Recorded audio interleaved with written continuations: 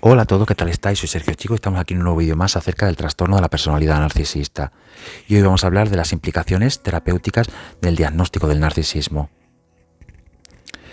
Algunas sugerencias que hay para el tratamiento de personas narcisistas serían, a la hora de trabajar con este tipo de pacientes en consulta, la paciencia y la aceptación de las imperfecciones humanas que hacen, en este caso, tedioso el proceso terapéutico, porque esto contrastará con lo que la persona narcisista ha internalizado. Tener una actitud humana y realista más que crítica y omnipotente. La humildad es especialmente importante al tratar un paciente narcisista, para que incorpore una actitud realista, no enjuiciadora hacia las fragilidades propias. También debemos prestar atención al reconocimiento de los errores por parte del terapeuta, especialmente errores de empatía que inevitablemente se cometen. Disculparse a la vez confirma la percepción del paciente del maltrato, validando su sentimiento y da ejemplo de mantener la autoestima mientras se admiten los fallos. No ser excesivamente autocrítico cuando se reconocen los errores, porque si el paciente ve al terapeuta con mucho remordimiento, el mensaje recibido es que los errores son raros y requieren una rígida autocensura, lo cual coincide con la propia psicología narcisista. También debemos ser constantes en la atención plena al estado del ser latente del paciente, no importa lo abrumado que sea. Como incluso el narcisista más arrogante sentirá vergüenza ante la crítica, el terapeuta debe tener cuidado de intervenir con sensibilidad. También se debe discriminar entre vergüenza y culpa.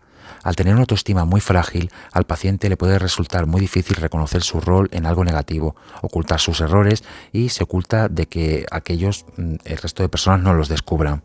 Esto puede inducir en el terapeuta una actitud de confrontación no empática, de su propia contribución a las dificultades o bien una tendencia a unirse quizá al lamento del paciente sobre el maltrato que recibe de los otros. Ninguna de las dos posiciones es terapéutica en sí, aunque la segunda puede ser temporalmente paliativa para alguien muy mortificado. Cuando la devastación por las imperfecciones son visibles, el paciente tiende a justificarse. Entonces, el terapeuta se enfrenta a la tarea de expandir la conciencia del narcisismo del paciente, sin que por otro lado estimule demasiado la vergüenza como para que deje el tratamiento y se retire emocionalmente. Hay veces que instruir al paciente sobre la necesidad de articular ante los otros sus propias necesidades porque el paciente se lamenta de no ser atendido, pero no se da cuenta de que al considerar vergonzoso pedir, pierde oportunidades de tener nuevas experiencias sobre la interdependencia humana. En estos casos suele ser difícil para el terapeuta saber con qué personaje de la vida del paciente está relacionándolo a él, al ser una transferencia objeto-self. Es necesario entonces que aquel sepa que a pesar del sentimiento contratransferencial de que uno no significa nada para el paciente, con frecuencia el sujeto narcisista lo necesita más que la gente sin déficit de autoestima. Incluso el paciente más arrogante delata dependencia del terapeuta por su vulnerabilidad cuando éste está un poco sensible. Hablemos ahora también del diagnóstico diferencial. Frente a las personalidades narcisistas, y las psicopáticas no responden a la relación empática porque no tienen la compasión y la desprecian como señal de debilidad. Por tanto, no responderán a todos los criterios igual. Así, si una personalidad narcisista es depresiva, puede ser malentendida como personalidad depresiva. La diferencia es que la gente narcisista deprimida se siente vacía, mientras que las personas depresivas con psicología introyectiva del tipo culposo están subjetivamente llenas de internalizaciones críticas y agresivas. El narcisista depresivo se siente sin un self sustancial.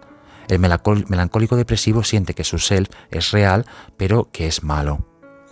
Confundir una personalidad narcisista con una obsesivo-compulsiva es fácil por la atención del detalle de que puede formar parte del perfeccionismo. Los pacientes narcisistas se sienten vacíos más que enfadados. No hacen muchos progresos en la terapia enfocada a la lucha por el control y la culpa sobre la agresividad. Se sienten malentendidos y criticados si el terapeuta se dirige a temas que no son centrales en ellos.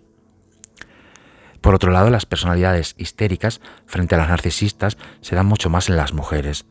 Las mujeres organizadas de manera histérica usan defensas narcisistas como el exhibicionismo y la idealización en su relación con los hombres que cambia rápidamente a la devaluación y pueden ser malinterpretadas como personalidades narcisistas. Pero sus preocupaciones sobre el self son específicas del género y provocan ansiedad más que vergüenza.